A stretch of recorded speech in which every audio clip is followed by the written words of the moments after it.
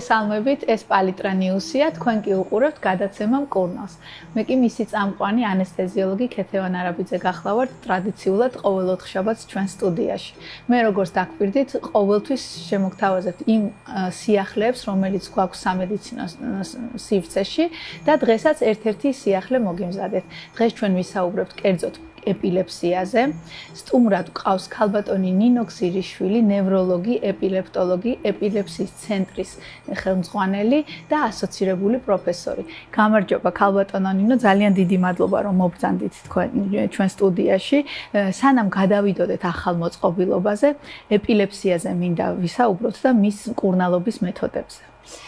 პირველ რიგში მოგესალმებით. ძალიან დიდი მადლობა მინდა მოგიხადოთ, რადგან დაინტერესდით ძალიან მნიშვნელოვანი ნევროლოგიური დაავადებით, როგორიც არის ეპილეფსია.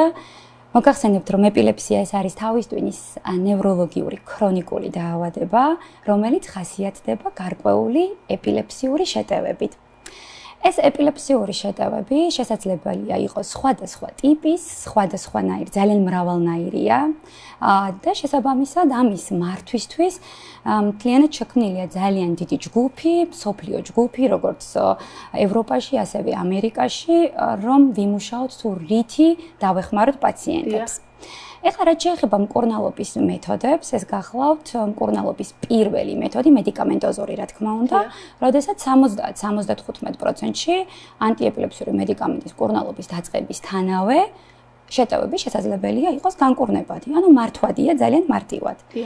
თუმცა ის 30-25%, რომელიც რჩება, ეს გახლავთ ფარმაკორეზისტენტული, ანუ მედიკამენტი, როდესაც ვერ მუშაობს პაციენტებში, უკვე ვიწყებთ ფიქრს იმაზე, თუ მკურნალობის რა მეთოდი შევთავაზოთ პაციენტს.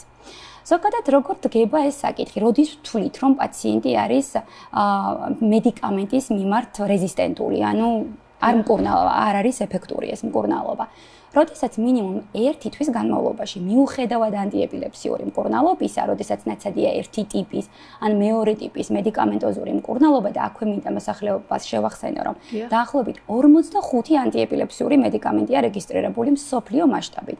თუმცა საქართველო არ არის განებივრებული ამ მედიკამენტების რეგისტრაციით, სულ რაღაც ბაზარზე გვაქვს 5-6 მედიკამენტი და აი მედიკამენტის მონო ან პოლითერაპიულ რეჟიმში ვიწყებთ ხოლმე მკურნალობას და როდესაც ნაცადია 2 და მეტი ანტიეპილეფსიური მედიკამენტი და გულყრები, ანუ ეპილეფსიური შეტევები კვლავ რჩება პაციენტს, უკვე ვერთვებით იმისკენ, რომ ეს ხომ არ არის ფარმაკორეზისტენტული ეპილეფსია და პაციენტს მკურნალობის გარკვეულწილად რა მეთოდი შევთავაზოთ. მეორე ძალიან დიდი მიმართულება ამ ეპილეფსიის მკურნალობის, ეს გახლავთ უკვე ეპილეფსიური ქირურგია, როდესაც კონკრეტულად აქვს ადამიანს თავის ტვინის სტრუქტურის რაიმე ანომალია, ეს არ არის მარტო ონკოლოგიაზე საუბარი, მაგალითად ჰიპოკამპის სკლეროზი. აქვე მინდა ვთქვა, რომ ჩვენ ძალიან აქტიურად გვაქვს ეპილეფსიის ქირურგია საქართველოში დანერგილი, სადაც კონკრეტულად აი ამ სტრუქტურული, ან საფეთქლის წილის აი ჰიპოკამპის სკლეროზის ექტომიით, ანუ ოპერაციული ჩარევით პაციენტები შემდგომ არიან გულყრებისგან თავისუფალი. მაგრამ არის პაციენტების ის ჯგუფი, როდესაც ქირურგია რეალურად ვერ ვთავთ ქირურგიას, იმიტომ რომ თავის ტვინის სტრუქტურა არის ნორმა და ბუნებრივია რაღაც უნდა შევთავაზოთ და სწორედ ეს გახლავთ ნეირომოდულაცია, ანუ აპარატურული თერაპია, რომელიც რომ წარმოიდგინოთ რა არის ეს. ეს არის აპარატი, რომელიც შესაბამისად ინერგება ან ორგანიზმში კონკრეტულად რამდენიმე ტიპის არის, ეს არის ვიენეს თერაპია, ანუ ვაგუსის ნერვის სტიმულაცია და ეს არის რიენეს თერაპია, რომელიც ეს არის აღქმითი თერაპია, ინერგება ეს უკვე კონკრეტულად თავის ტვინში და ღრმა სტრუქტურების სტიმულაცია, ანუ სულ 3 ტიპის აპარატურული, ანუ device თერაპია არსებობს. ეს არის VNS-ი, ეს არის RNS-ი, ეს არის deep brain stimulation, ანუ DBS-ი, ასე ვთქვათ. DBS-ი, დიახ. DBS ძალიან აქტიურად იყენებენ ასევე პარკინსონიზმის დროს, პარკინსონული დაავადებების დროს, ტრემორის დროს და ასევე ეპილეფსიური გულყრების მართვაში ძალიან აქტიურად გამოიყენება. თუმცა ჯერჯერობით საქართველოში ეს დანერგილი არ არის. RNS-ი ეს აქტუალურია მხოლოდ ამერიკაში, ჯერ ევროპაშიც კი არ არის გასული ეს მეთოდი, რომელიც კონკრეტულად თავის ტვინში ინერგება და მე ეს სიხშირეებით აკავებს აი ამ გულყრას და რაც შეეხება ვაგუსის ნერვის სტიმულაციას, რომელიც უკვე დღეს საქართველოში დაინერგა და ამით ძალიან ვამაყობ მე პირადად, ვინაიდან ჩემი აი ამ მოღვაწეობის პერიოდში ჩემი ძალიან დიდი мотиваცია იყო, რომ საქართველოში ეს დაგვენერგა. ძალიან დიდი კოლაბორაციით და მხარდაჭერით. ხლა ეს რას გულისხმობს? პაციენტებს, რომლებსაც აქვთ ეს მდგრადი რეზისტენტული ეპილეფსია, კონკრეტულად ეს არის აპარატი, გენერატორს ვეძახით, რომელიც ინერგება მარცხნივ მკერდის არეში, ამას მოყვება 2 ელექტროდი, რომელსაც მე ნეიროქირურგები ამ ვაგუსის ნერვს, მარცხნივ ვაგუსის ნერვს ესე ახვევენ და ეს არის ჩარევა, ეს არ არის რომ რაღაცა სერიოზული ქირურგიული ჩარევა იყოს, სადღაც საათ ნახევარში უკვე ნეიროქირურგი ასრულებს ამის ჩადგმას. შემდგომ 2 კვირაში იწყება აი ამ გენერატორის აქტივაცია.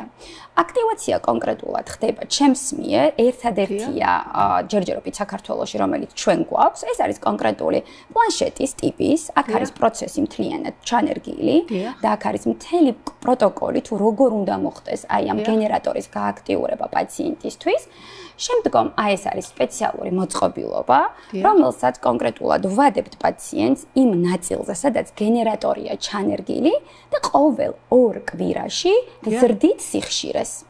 ყოველი სიხშირის გაზრდის შემდგომ, აი წარმოიდგინეთ 3 თვის განმავლობაში ყოველ 2 კვირაში ერთხელ უნდა მოვიდეს ეს ჩემი პაციენტი ჩემთან. უკვე ჯერ 2-ჯერ იყო მოსული, ვისაც ჩავუნერგეთ.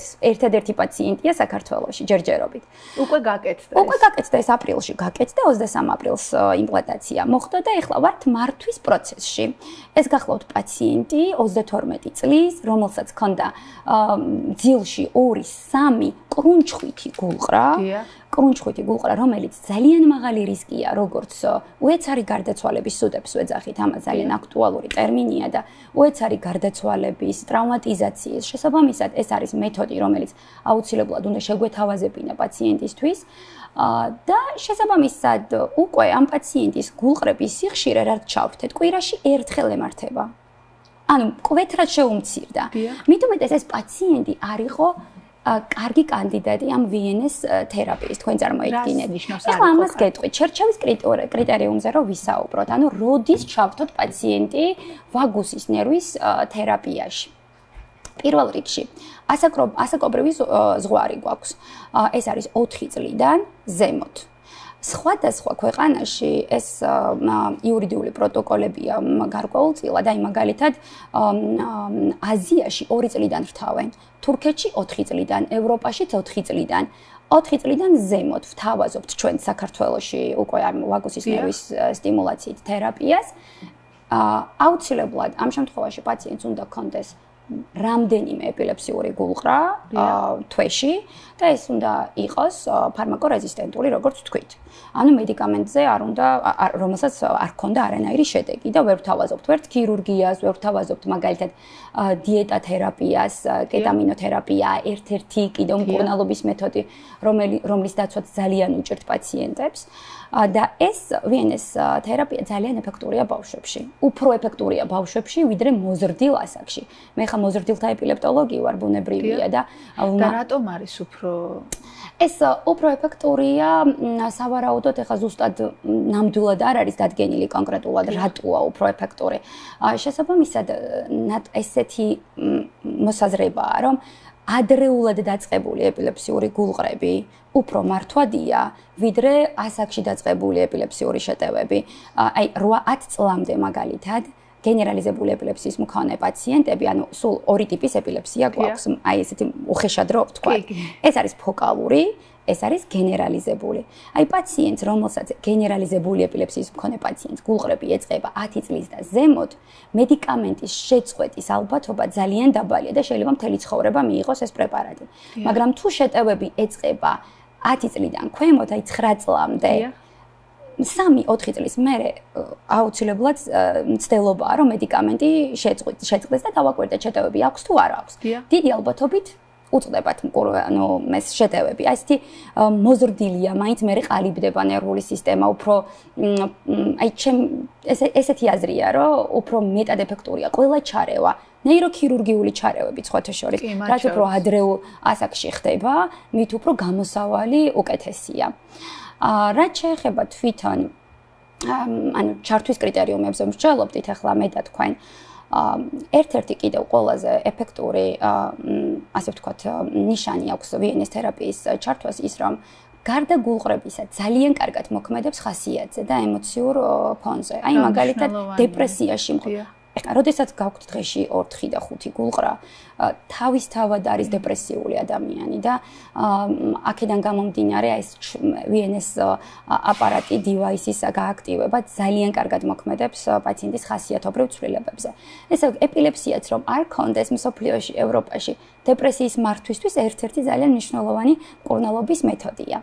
ეხლა რაც შეეხება პაციენტებს, რომლებიც ძირითადად ერთვებიან ამ მკურნალობაში, ეს გახლავთ ფოკალური ეპილეფსიის მქონე პაციენტები. და რატომ ძირითადად ფოკალური ეპილეფსიის მქონე პაციენტები? ანუ გარკვეული კონკრეტული ფოკუსიდან რო იწყება. ანუ ეს პაციენტი, რომელიც წინასწარ გრძნობს შეტევას. დიახ. აი ამ წინასწარი შეტევის აღქმა თვითონ აი ამ აპარატსაც გენერატორსაც შეუძლია და უკვე ზრდის თავის სიხშირეს რომ შეტევა შეაჩეროს. მაგრამ ყველაზე კარგი ვარიანტი არის რომ მოყვება აი ამ დივაის ამ გენერატორს ორი ელემენტი, ანუ მაგნიტი. ერთი რომელიც პაციენტს უკეთია, მეორე რომელიც აქვს ოჯახის წევრს. და აი როდესაც იტყვის, კი რა თქმა უნდა, ის აქვს წინასწარი შეგრძნება, ზოგს არა აქვს წინასწარი შეგრძნება. როდესაც ოჯახის წევრი ხედავს რომ უკვე გულყრა ეწყება, აი ამ მაგნიტს მიადებს ამ გენერატორზე, სადღაც 5 დათვლამდე 5 დათვლის მერე ითიშება.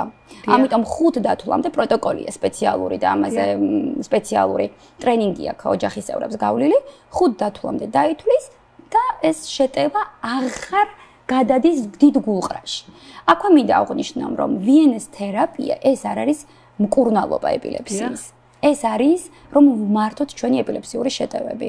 შეტევები რომელიც საკმაოდ ხანგრძლივია, შემცირდეს შეტევა ან გაიშვიათდეს. ასევე ვიენის თერაპია არ ნიშნავს იმას, რომ ანტიეპილეფსიური მედიკამენტები იხსნება. ეს შესაძლებელია გარკვეული პერიოდის განმავლობაში სვას მედიკამენტმა, თუმცა მერე ხდება შემცირება მედიკამენტოზური. აი ესეთი უნიკალური და კარგი მეთოდია, რომელიც მსოფლიოში საკმაოდ დიდი ხანია დანერგილია. სახელმწიფო მხრიდან არის დაფინანსებები საზღვარგარეთ, მომლოდინერი კი ძალიან დიდია. დაახლოებით 2 წელი ელოდებიან, რომ ეს გენერატორი იმპლანტაცია მოხდეს და საკმაოდ ეფექტურია. 50%-ში, ანუ ამცირებს გულყრების სიხშირეს, რაც აი საკმაოდ დიდი წარმატებაა პაციენტისთვის და ცხოვრების ხარისხს პრაქტიკულად აუმჯობესებს და უბრუნდება ძალიან მისთვის პაციენტის არამედ ოჯახის წევრებს აბსოლუტურად. და აქედან გამომდინარე ჩვენ დავიწყეთ ეს თერაპია და მე ძალიან მიხარია. მე ძალიან მიხარია, ძალიან დიდი მადლობა რომ მობრძანდით და მოგვიტანეთ თქვენ და რაც თავარია რომ ცნობადობა ავწიეთ პოპულაციაში რომ ადამიანებმა იცოდნენ რომ ეს უკვე გვაქვს საქართველოში და თუ კი დასჭირდებათ გამოყენება ამას მე გადაწყვეტს თვითონ ნევროლოგი. რა თქმა უნდა. ძალიან დიდი მადლობა რომ იყავით ჩვენი სტუმარი, ახლა დაგემშვიდობებით და მე ვიმედოვნებ რომ კიდევ სიახლეებით მობრძანდებით აუცილებლად თქვენ და თქვენს ტელევიზიას. ნახვამდის და გისურვებთ ბევრ ჯანმრთელ პაციენტს.